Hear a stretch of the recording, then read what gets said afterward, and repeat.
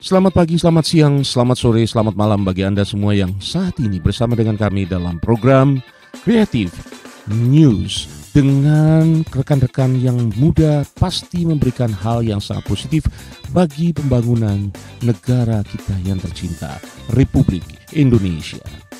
Adanya polisi RW di tengah kehiruk-pikukan daripada kota metropolis Surabaya merupakan satu solusi yang jitu yang digagas oleh Mabes Polri, dalam hal ini Komjen Fadil Imran.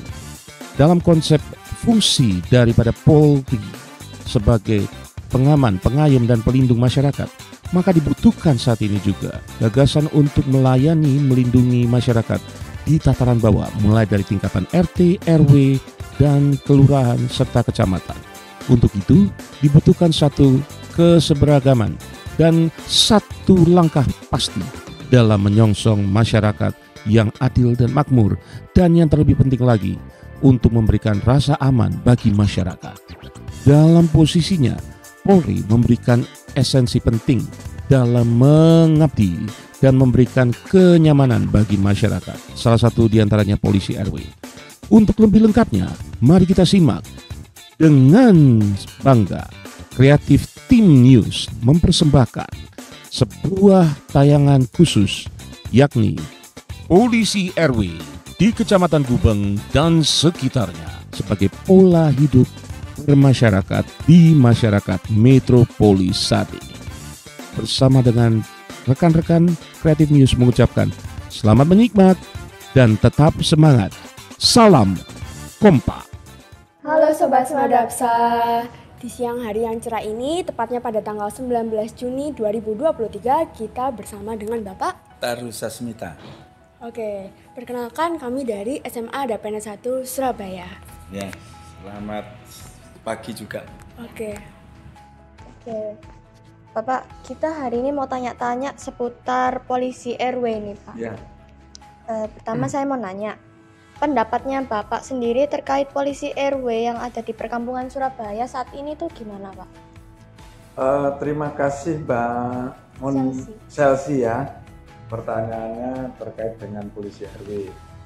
Jadi polisi RW itu sebenarnya ide yang cukup menarik untuk bagaimana upaya pihak kepolisian itu mendekatkan rentang kendali antara, kalau kita tahu bahwa di struktur kepolisian itu ada Kapolda, Kapolres, Kapolsek.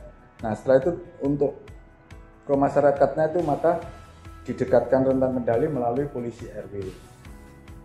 Nah polisi RW itu sangat bagus sekali untuk mendeteksi dini persoalan-persoalan yang ada di masyarakat. Jadi ini ide yang sangat bagus.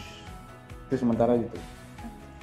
Oke, karena sangat bagus polisi dari RW itu, kira-kira kalau ditelisik dari cita-cita Pak Wali Kota terkait tentang kampung Pak Dani, kampung Pancasila, apakah polisi ini memiliki dampak positif bagi masyarakat dan apakah dampak positif itu untuk masyarakat? Jadi polisi RW itu sudah barang tentu ini kan suatu pertama kali. Maka polisi RW itu yang pertama menurut saya, citra polisi itu harus betul-betul dipersiapkan. Artinya kalau adik-adik melihat mungkin asumsi selama ini polisi itu kan menakutkan. Benar sekali. Ya toh kalau didekati nanti saya jangan-jangan ditangkap. Ya toh kalau di jalan tuh suka tilang kan gitu. Iya benar. Nah image ini yang harus dirubah seiring dengan kebijakan polisi RW. Nah ini perlu dibangun, membangun citra polisi yang betul-betul humanis. Oke.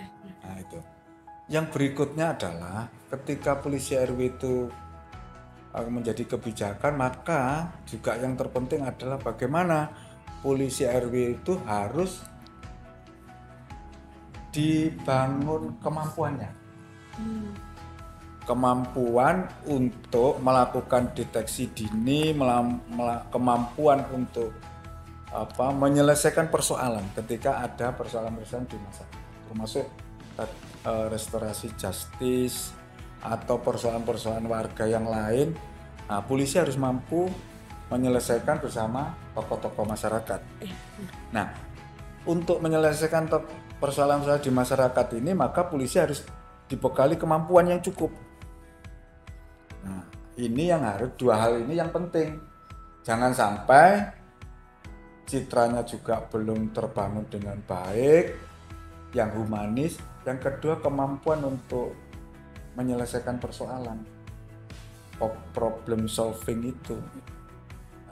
Orang menyelesaikan persoalan di masyarakat itu harus punya kemampuan membaca situasi, membaca manusianya, membaca kulturnya dan lain sebagainya, sehingga dia bisa menjalankan musyawarah mufakat untuk menyelesaikan itu dengan cara yang bijaksana.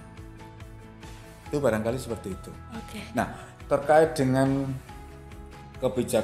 kebijakan wali kota, kebijakan yang mana itu ya? Kebijakan terkait apa konteksnya dengan Kampung Madani ya? Iya, tentang Kampung Madani. Jadi begini, saya pikir ini sangat relevan dengan keinginan untuk Kampung Madani. Kampung Madani itu kampung yang apa ya?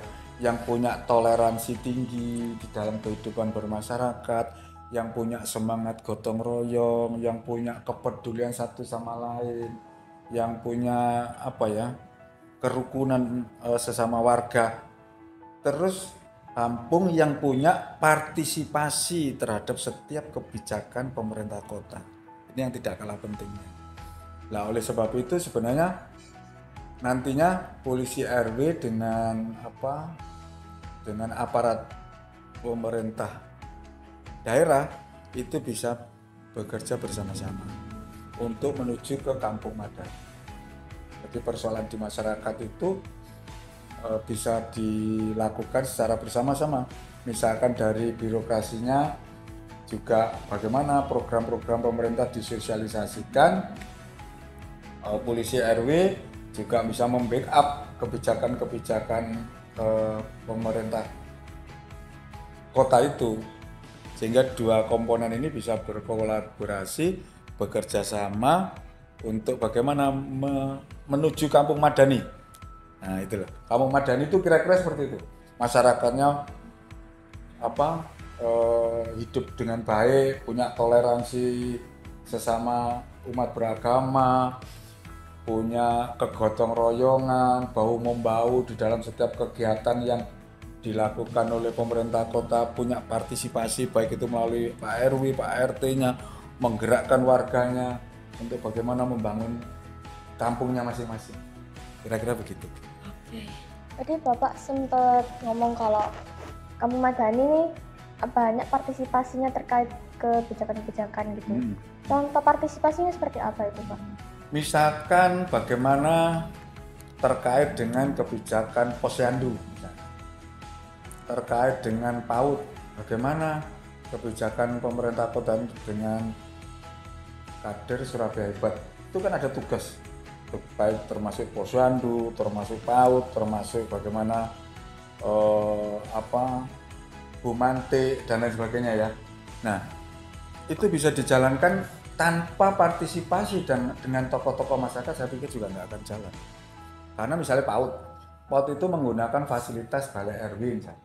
Kalau Pak RW-nya tidak punya partisipasi, tidak punya kepedulian, saya pikir juga tidak akan bisa berjalan dengan baik. Bagaimana membantu ibu-ibu yang punya anak-anak usia prasekolah untuk didorong Pak RW-nya melalui Pak RT-nya, ayo ikutkan PAUD misalnya. Kalau tanpa peran serta mereka juga tidak akan bisa berjalan. Termasuk misalkan posyandu, bagaimana penggerak KSH itu, kader Surabaya Hebat itu, jangan biarkan mereka bekerja sendiri. Maka ini bagian dari tanggung jawab semua, termasuk pendidikan PAUD. Pendidikan PAUD itu juga tidak bisa diserahkan sepenuhnya kepada PAUD, kepada Bunda PAUD. Karena pendidikan itu tanggung jawab masyarakat, tanggung jawab orang tua, dan tanggung jawab Bunda PAUD. Kalau kita punya anak prasekolah, sudah kita masukkan Bunda PAUD. tanggung pendidikan sepenuhnya tanggung jawab Bunda PAUD, tidak bisa juga. Harus 3 komponen itu, tanggung jawab pendidikan termasuk orang tua, PAUD, kalau SD ya sekolah, terus masyarakat. Jadi semua punya tanggung jawab. Nah, gitu. Oke, untuk pertanyaan selanjutnya, karena tadi mengulik tentang kebersamaan kan, berarti di sini harus dibutuhkan kebersamaan antara masyarakat, terus polisi RW dan lain sebagainya. Nah, apa harapan Bapak untuk kedepannya terkait hal ini agar terjadi persatuan selamanya? Harapan saya yang pertama, ketika ada polisi RW, di samping satu image polisi itu juga harus dibangun. Yang kedua, kemampuan polisi. Yang ketiga, jangan sampai ada jarak.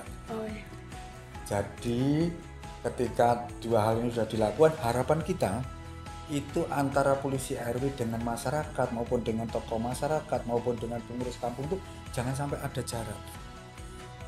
Ketika tidak ada jarak, maka orang itu akan lebih terbuka.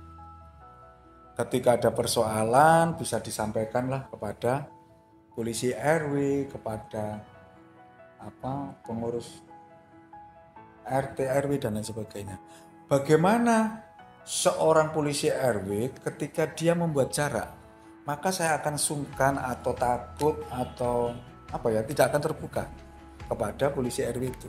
Maka harapan kita harus mendekat, jangan sampai ada jarak, sehingga tujuan daripada polisi RW akan bisa tercapai, tujuan akhirnya juga akan bisa tercapai bersama-sama menuju kampung madani itu. Ini kan tanggung jawab bersama. Tetapi kalau salah satu komponen masyarakat, misalnya polisi RW itu tidak bisa melebur, menjaga jarak dengan masyarakat, mereka akan kesulitan menjalankan tugas.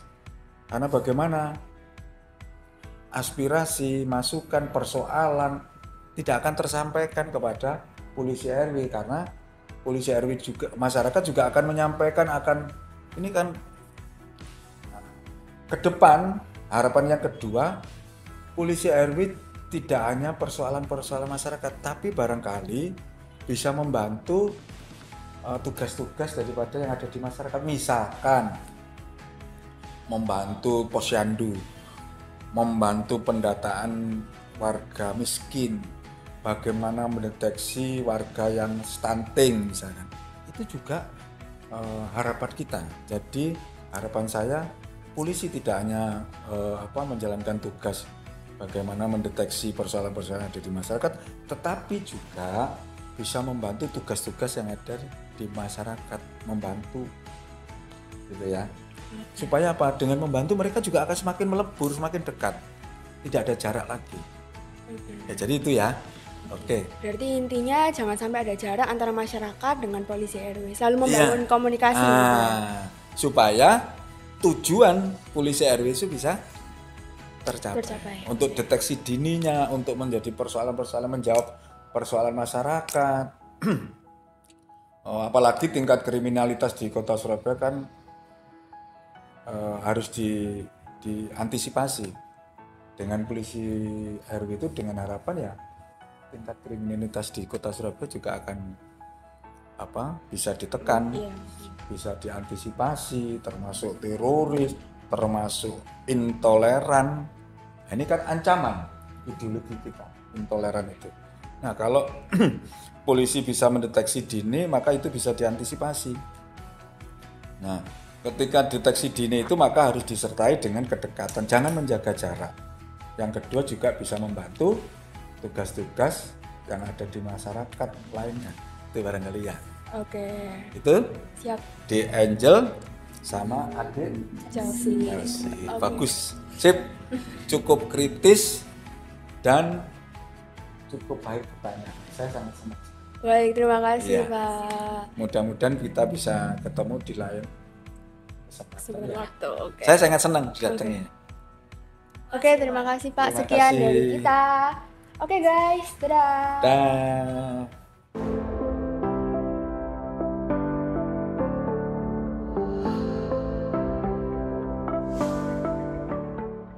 Halo Sobat Madapsa, kembali lagi dengan kita bersama ibu-ibu yang cantik-cantik ini. Wah, boleh untuk memperkenalkan diri dulu mungkin? Perkenalkan, nama saya Ibu Nur Hanifah, panggil aja Iva ya, Oke, Bu biar Iva. lebih akrab. Oke, Bu Iva. Panggil aja Ibu Iva dari RT 2 RW 3 Kelurahan Baratajaya. Oke, kalau Dan ibunya? Ini Bu Dwi. Saya Bu Dwi dari RT 4 Kelurahan Baratajaya juga. Saya Bu Umi Kalsum, nama panggilan Bu Umi, saya kader KSH Surabaya. Oke teman-teman, sekarang kita lagi berada di daerah Balai Kota RW 3 Kelurahan Baratajaya. Nah, gimana nih kabarnya ibu-ibu? Sehat? Alhamdulillah sehat. Syukurlah, mantap. Tujuan kita di sini mau sedikit bertanya mengenai polisi RW yang ada di daerah sini mungkin ya. Untuk pertanyaan pertama, kira-kira apa sih peran pentingnya polisi RW yang ada di daerah sini dalam mensejahterakan masyarakat daerah Subang? Perannya ya sangat penting ya Mbak, buat Kelurahan Baratajaya, terutama RW 3, karena untuk melayani dan untuk mewaspadai, kan kapan hari di sini juga ada pencurian motor kayak gitu. Jadi ya untuk bisa waspada bagi warganya. Kalau misalkan kapan hari pernah sosialisasi ke sini, kalau ada plat motor yang nggak ada platnya itu perlu ditanyain, diwaspadai dicurigai orang tersebut gitu, harus ditanyain kenapa motornya kok nggak ada platnya gitu. Karena itu sangat berbahaya. Iya, ya? sangat berbahaya. Oke. Kalau menurut ibunya mungkin?